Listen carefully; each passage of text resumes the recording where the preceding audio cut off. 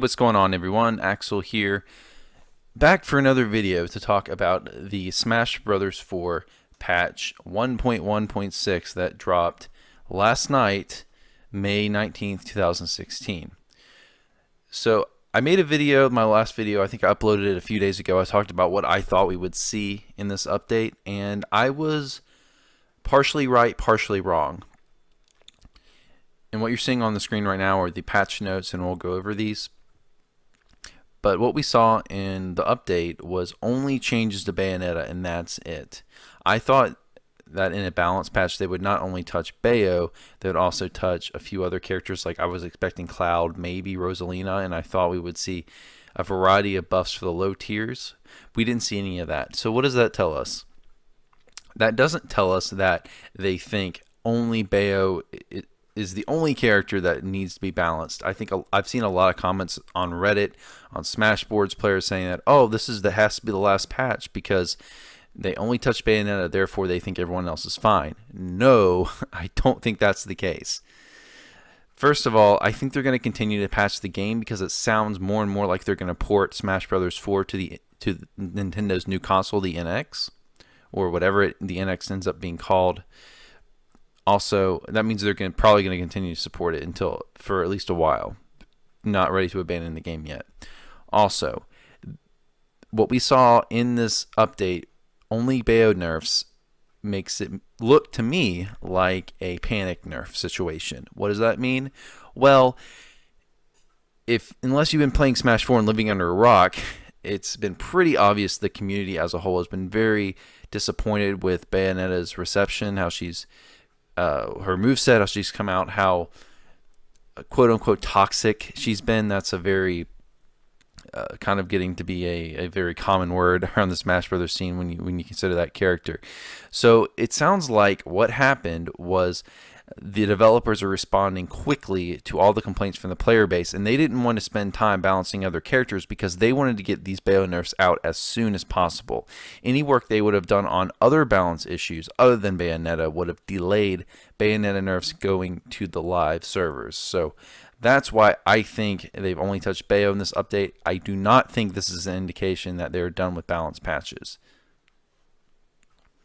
So let's go ahead and talk about some of the changes here.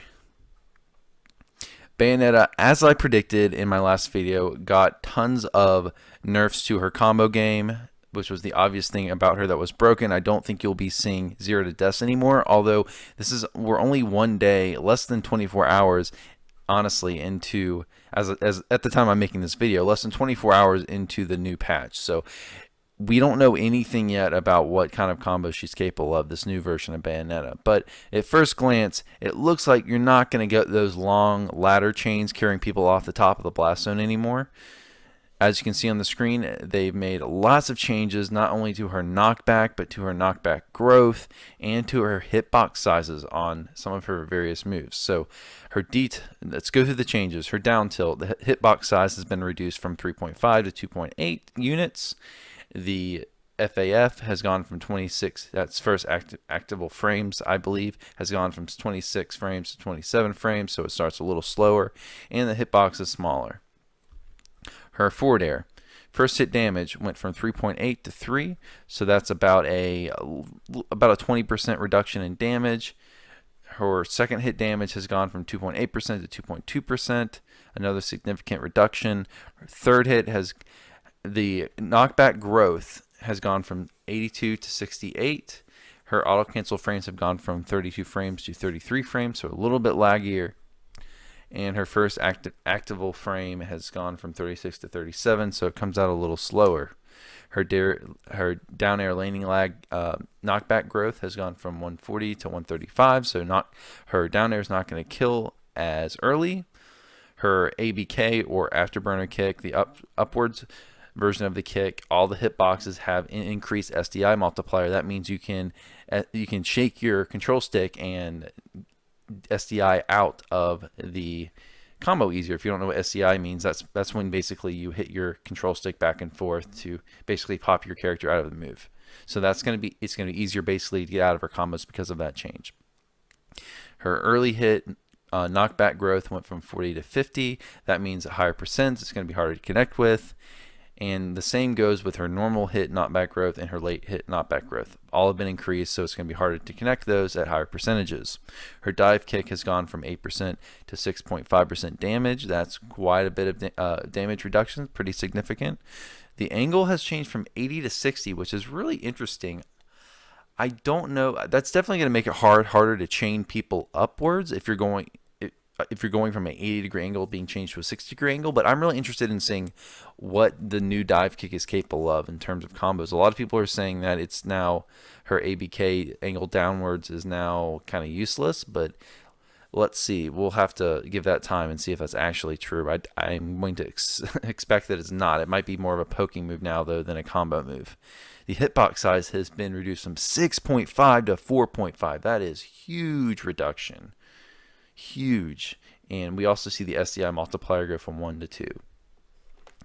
Her Witch Twist, which is her up B, got the same SDI multiplier increase as some of her other moves I've already mentioned. It went from 1 to 2.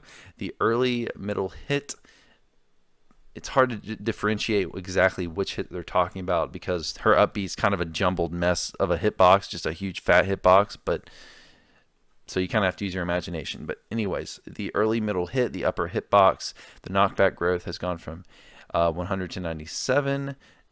The WKB, I actually don't know what that means. I need to learn some of my abbreviations. Went from 160 to 140. Hitbox position 24 to 21, so the hitbox got smaller, and both hitbox sizes 8 to 7, so hitboxes got smaller. And guys, just to throw this out there, please tell me if I mess up any of this technical stuff. I think everything I've mentioned so far I've explained correctly, but if I haven't, please let me know. I want to be as accurate as possible. I'm not claiming to be perfect. Okay, next, middle hit, whatever that means, just some part of her hitbox. Basically, position's smaller, the hitbox size is smaller. Late middle hit, same deal. The position of the hitbox is smaller and the hitbox itself is smaller. The lower hitbox, WKB, again, I don't know what that stands for. I'll probably look that up and throw it in annotation after I'm done with recording this video. Went from 160 to 135. Her last, and this is kind of weird, her last hit first use, knockback growth went from 105 to 80. And I'm not really sure. I don't play Bayonetta, so I'm not really sure how that affects it. The base knockback went up, which means it will be harder to connect at higher percents. The hitbox size went down a little bit from 9 to 8.5, and the position changed a little bit. Last hit second use, the knockback growth went from 30 to 50, which is that's a huge change. 30 to 50 means that, and this is the last hit on second use, so I'm assuming this is going to make it harder from now the knockback going from 30 to 50. It's going to be harder for her to connect that last up B to up air. The hitbox size went from 9 to 8.5, and the position went from 20 to 19. And that's it for the Bayonetta changes. So a lot of technical stuff there. I don't play Bayonetta. If some of you guys play Bayonetta can explain that a little bit more, please do so in the comments below. But basically what we're seeing here is her damage has been reduced and her combos are now harder to connect. And they're also a lot easier to SDI out of. Twice as easy, actually, to SDI out of. And we've also seen some stuff like I think her Dare was the move that was reduced in knockback.